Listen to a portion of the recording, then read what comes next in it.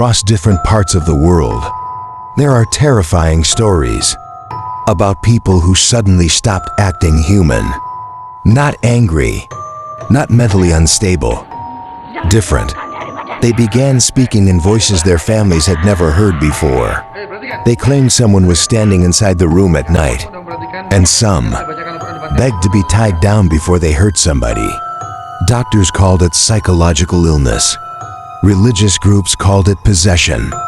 But the disturbing part is that many witnesses still refuse to talk about what they saw, because according to them, the moment a person becomes possessed, you can feel something else watching through their eyes.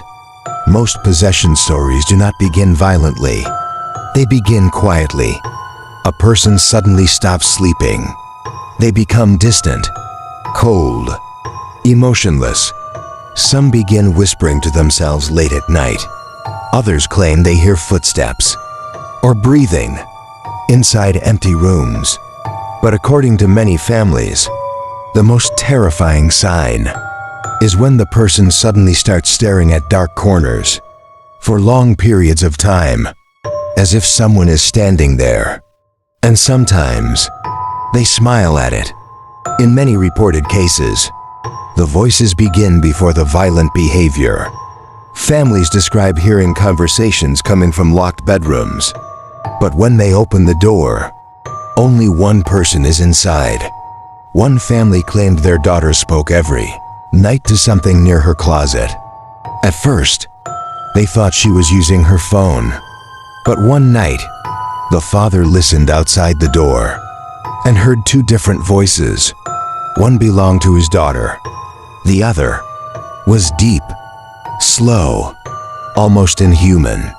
And then suddenly, both voices stopped. The room became completely silent.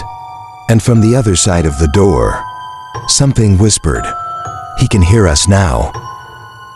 After the voices begin, many witnesses claim the person slowly changes. They stop reacting normally. They avoid mirrors. They become violent during prayers. And sometimes, they begin knowing things they should never know.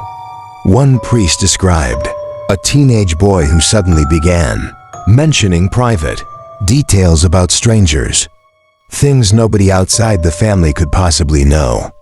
But the priest later admitted the part that terrified him most was the boy's face, because during the prayer, the expression stopped looking human, as if something else was trying to imitate one. One of the most common details in possession stories is the feeling that the person is never alone. Witnesses often report seeing movement in dark corners, shadows near ceilings, or tall figures standing silently nearby. In the Philippines, there are stories of families hearing scratching sounds inside walls, only for the sounds to stop the moment prayers begin.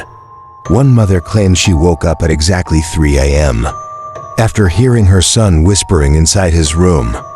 When she opened the door, he was sitting upright on the bed, staring into the corner, and in the darkness beside him, she swore she saw another shape. Tall, thin, completely black, standing perfectly still.